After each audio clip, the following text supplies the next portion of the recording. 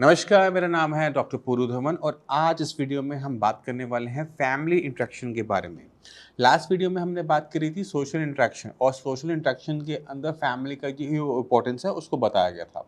But जब हम घर पे होते हैं, फैमिली के साथ होते हैं तो मैक्सिमम टाइम हम अपनी फैमिली के साथ ही बिता रहे होते हैं। तो फैमिली जो है सबसे अच्छा काम करती है किसी पार्किंसन पेशेंट के लिए, इवन मेडिसिन से भी अच्छा काम करती है। और फैमिली को हमें सबसे ज़्यादा इम्पोर्टेंस भी देनी पड़ती है। तो जब भी कोई पेशेंट आता है तो जो हम मेडिकल काउंसलिंग कर रहे होते हैं तो कहीं न कहीं वो अलग तरीके से काउंसलिंग में कन्वर्ट हो जाता है। कंसल्टेशन की जगह काउंसलिंग में कन्वर्ट हो जाता है कि ऐसे करो, बच्चे अपने पेरेंट्स के साथ क्यों नहीं रहते, आप अपने बच्चों के साथ चले जाओ। तो ये बहुत कुछ हमें करना पड़ता है, उसी को आज हम डिस्कस करेंगे इस वीडियो के अंदर। तो पहले आप बात समझो कि जो आज की डेट में जो फैमिली का स्ट्रक्चर है वो न्यूक्लियर हो गया है। पहले था जॉइंट फैमिली, चाचा, ताऊ सब साथ में रहते थे। जब साथ में रहते थे ना तो लड़ाई, झगड़े, प्यार, मोहब्बत, बर्थडे, एनिवर्सरी, सेलिब्रेशंस, तेरे लिए ये करना है, वो करना है, ऐसे बहुत सारे एंडलेस चीज़ें आपकी लाइफ में चलती थी। पर जैसे-जैसे जो फैमिलीज़ है वो न्यूक्लियर होनी शुरू हुई, तो क्या हुआ कि अब पेरेंट्स होते हैं और बच्चे होते हैं। पेरेंट्स पे रह जाते हैं किसी और सिटी में, सपोज़ करो कि वो रह गए पटना में रह गए, बच्चे चले गए काम करने के लिए बैंगलोर। अब पेरेंट्स जो रहते हैं वो घर पे अकेले रहते हैं, 2 जने घर में अकेले पूरे बड़े से घर के अंदर, तो वहाँ पर ना प्रॉब्लम होनी शुरू हो जाती है। प्रॉब्लम क्यों होनी शुरू होती है? अब आप बिज़ी हो, बच्चे हो गए बिज़ी काम पे, तो वो फ़ोन करना चाहते हैं, वो बात ही नहीं कर पाते। अब जब ग्रैंड चाइल्ड हो जाते हैं उनके, तो दिक्कतें और बढ़ जाती हैं। रीज़न क्या है? मन कर रहा है बच्चे से बात करने का, अपने पोते-पोती से बात करने का और पोता-पोती अभी अवेलेबल नहीं है, अभी स्कूल हैं, वो बाहर गए हुए हैं। तो ये सारी चीज़ें ना जब एक पार्किंसन का पेशेंट होता है ना, उसके माइंड पे ना बहुत अजीब तरीके से इम्पैक्ट कर रही होती है। तो पहले आपको ये देखना पड़ता है कि आप अपना फैमिली का स्ट्रक्चर किस पॉइंट पे ठीक कर सकते हो, कैसे ठीक कर सकते हो। क्या पेरेंट्स बच्चों के साथ मूव कर सकते हैं या नहीं? क्योंकि पेरेंट्स के साथ भी एक दिक्कत देखता हूँ कि वो ना मटेरियलिस्टिक चीज़ों से ना बहुत ज़्यादा लगाव कर लेते हैं। मैंने ये घर बनाया था, मैं इसको कुछ नहीं होने दूँगा, मैं इसे बिकने नहीं दूँगा, मैं इसे नहीं बेचूँगा, मैं यहीं पैदा हुआ हूँ, मैं यहीं मरूँगा।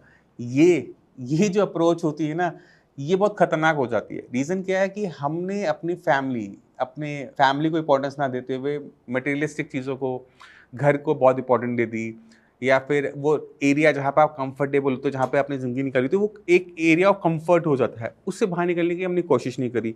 वो एक इश्यू आता है। ना बच्चे आना चाहते हैं, ना पेरेंट्स आना चाहते हैं। तो कहीं न कहीं ना ये जो दूरियाँ होती हैं ना, ये पार्किंसन को बहुत स्पीड से बढ़ाती है। तो आपको पहले ये देखना है कि आप कैसे ये जो 2 अलग-अलग चीज़ है पटना, बैंगलोर इनको इकट्ठा करके साथ में रख सकते हो। तो अगर ये दोनों चीज़ें साथ में हो जाती हैं तो पार्किंसन पेशेंट की आधी बीमारी तो ठीक हो गई क्योंकि अब टेक केयर करने के लिए भी कोई आ गया, इंटरैक्ट करने के लिए भी आ गया, बच्चों के साथ खेलने के लिए भी आपको टाइम बतेरा हो जाता है और पूरा दिन उनको देखना, वो कैसे खा रहे हैं, कैसे पी रहे हैं, वो पढ़ रहे हैं, नहीं पढ़ रहे, तो ब्रेन कहीं न कहीं ऑक्यूपाइड हो जाता है किसी कंस्ट्रक्टिव चीज़ों के अंदर। उनको ये सिखाना है, मैंने ये सीखा था, उनको स्टोरियाँ सुनानी है क्योंकि बच्चे जब रात को आते हैं, दादू-दादी स्टोरी सुना दो, नानू-नानी स्टोरी सुना दो। तो ब्रेन जो है ना वो प्लानिंग करना शुरू कर देता है कि अच्छा आज मैं इसको ये स्टोरी सुनाऊँगा, आज मैं इसको ये स्टोरी सुनाऊँगा। और जब वो उनसे अलग तरीके से क्वेश्चन पूछते हैं कि नहीं आज जो दादू मुझे ना रैबिट जो किंग बन गया ना उसकी स्टोरी सुनाओ। अब रैबिट किंग किसी स्टोरी में तो होता नहीं है। बट जब वो उसको क्रिएट करना स्टार्ट करते हैं तो ब्रेन की जो एक्टिविटीज़ हैं, क्रिएटिविटी वाला सेंटर है वो एकदम एक्टिवेट हो जाता है। तो हम जाने-अनजाने में इतना कुछ डेली बेसिस पे खो देते हैं जब फैमिलीज़ दूर हो जाती हैं। तो पहली एडवाइस हम क्लिनिक पे कंसल्टेशन के टाइम पे इतना नहीं बोल पाते जितना मैं आज वीडियो के सामने बोल रहा हूँ। कोशिश करो साथ में इकट्ठे रहो क्योंकि ब्रेकफास्ट साथ में हो रहा है, लंच नहीं हो पाता है पर डिनर साथ में हो जाता है। जब हम डिनर की टेबल पे एक साथ सारे बैठते हैं ना तो वो जो फीलिंग होती है, वो जो हैप्पीनेस होती है और जो इंटरेक्शंस होती हैं डिफरेंट डिफरेंट टॉपिक्स पे, वो बहुत हेल्पफुल होती है। बच्चों के लिए तो होती है क्योंकि बच्चों को एकदम सीखने को मिल जाता है, but as a Parkinson patient के लिए भी बहुत हेल्पफुल रहती है क्योंकि वो चीज़ों को एक नया पर्सपेक्टिव से देख रहे होते हैं।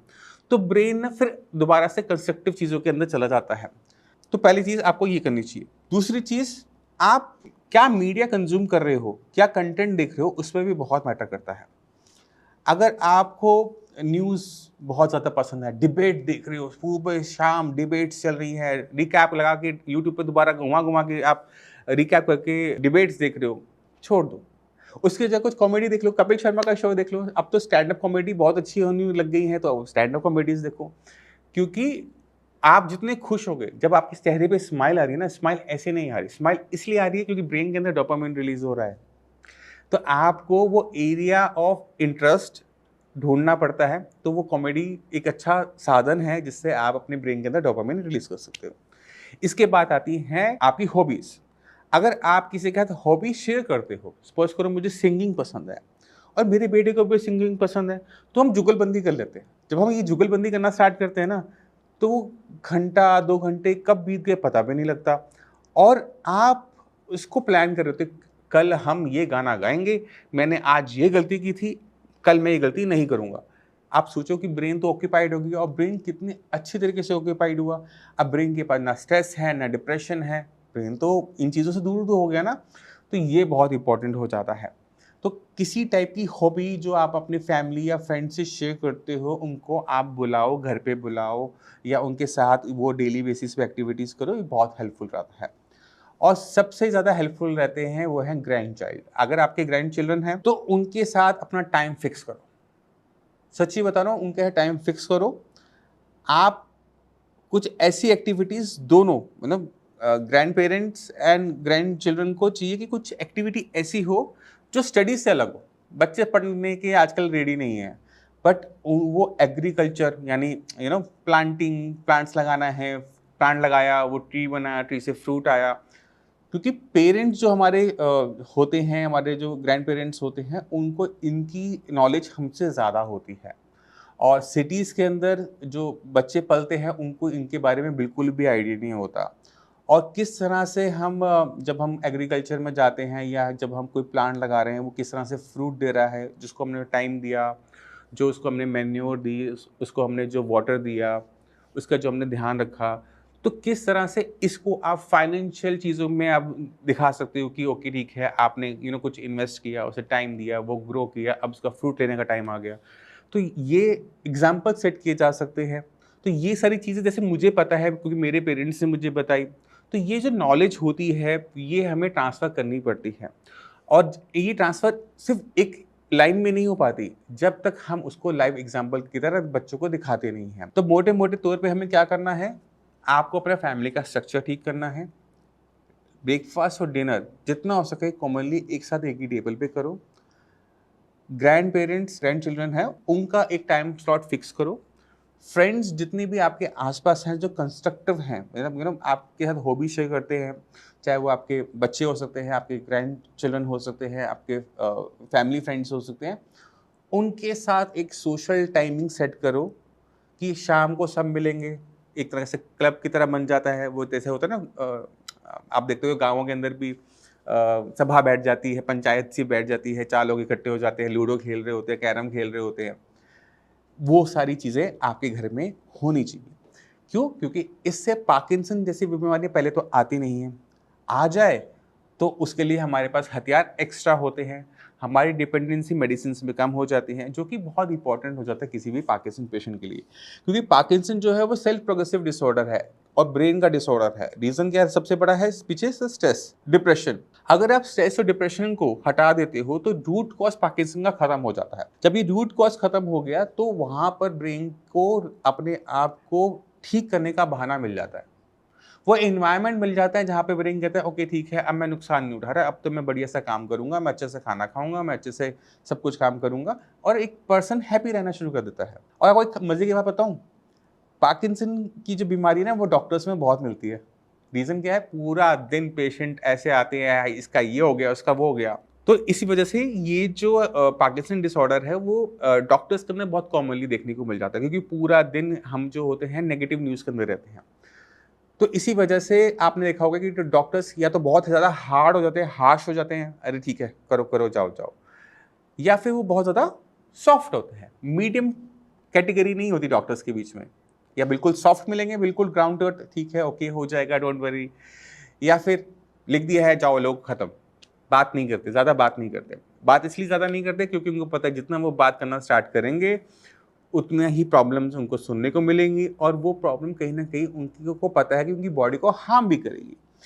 इस वजह से डॉक्टर्स थोड़ा सा, जो मैच्योर डॉक्टर्स होते हैं वो थोड़ा सा कम बोलते हैं, और जो मेरे जैसे यंग होते हैं, इमेच्योर होते हैं, वो थोड़ा ज़्यादा बोलते हैं।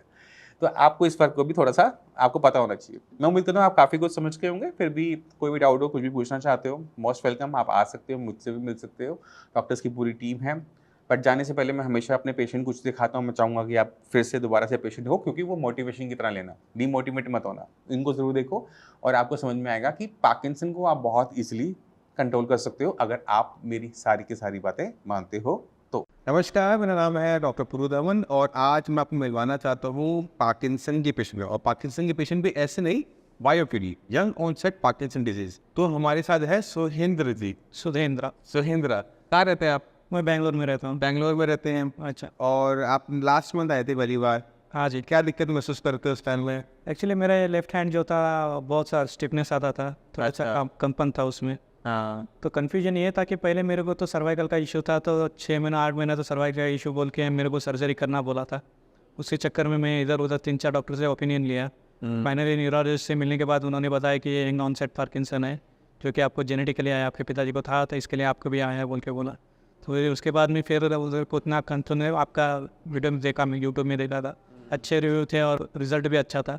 एक बार मिल के बात कर लेंगे, पुरुधवन सर से देखेंगे अपना बीमारी का कुछ मिल जाए इलाज उसको लिए, इसके लिए आप आके मिला मैं। तो एक बार हाथ दिखा दो सबको। स्टेबल का पहले स्टेबल हो गया? आप पहले से थोड़ा स्टेबल। हाथ ऊपर नीचे करो। किसी टाइप की कोई दिक्कत अब दिक्कत नहीं है ऊपर का। अच्छा। थोड़ा ट्रिमर से उतना ही। अभी तो 1 महीना हुआ है ट्रीटमेंट। 1 महीने के बाद पहले से बेहतर है, स्टिफनेस भी थोड़ा कम है। 1 मंथ के ट्रीटमेंट के अंदर इनके जो ट्रेमर्स है वो कम हो गए हैं और स्टिफनेस खत्म हो गई है थोड़ा सा कम है ना? पहले से बेहतर है। तो पहले से बेहतर है। तो जो बाकी पेशेंट हैं पार्किंसन के, वो क्या कहना चाहोगे?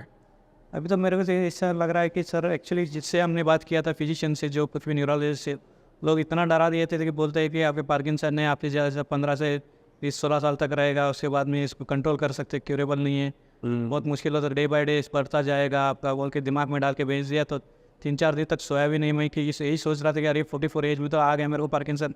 बोलते 15 साल बोलते रिटायरमेंट के लिए तो ऊपर चला जाऊंगा मैं, बोल के ये तो सोचते और भी ज़्यादा हो गया। चलो आज हम ये भी बात कर लेते हैं कि हमने ऐसा क्या किया कि इनको आराम आ गया और जो डॉक्टर ने बोला वो गलत था, जो हमने किया वो सही था। तो पार्किंसन के अंदर ब्रेन के अंदर डैमेज हो गया। ब्रेन की जो सेल सिर्फ डोपामीन बनाते हैं, जो कि केमिकल होता है, और ये ब्रेन और मसल्स की कोऑर्डिनेशन में हेल्प करता है।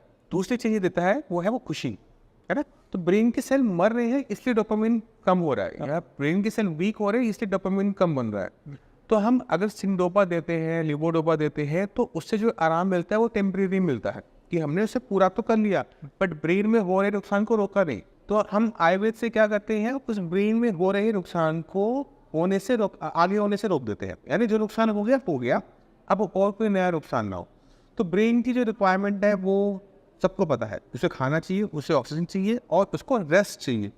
तो अगर हम सारी चीज़ें हम पूरी कर देते हैं, मेडिसिन थोड़ा सपोर्ट करते हैं, तो ब्रेन अपने आप ही चेंजेस लेकर आना शुरू कर देता है। ब्रेन आगे नुकसान उठाना बंद कर देता है। ब्रेन को वो इन्वायरमेंट मिलना शुरू हो जाता है जहाँ पर जो ब्रेन की सेल्स हैं उनको ताकत मिलना शुरू होती है। और रिजल्ट्स जैसे मैंने आपको दिखाया, ऐसे हमें रिजल्ट्स देखने को मिल जाते हैं, वो भी बहुत शॉर्ट ड्यूरेशन के अंदर। ऐसा नहीं कि सालों हमें मेडिसिन खानी पड़ी हो, 1 मंथ के अंदर रिजल्ट आपके सामने।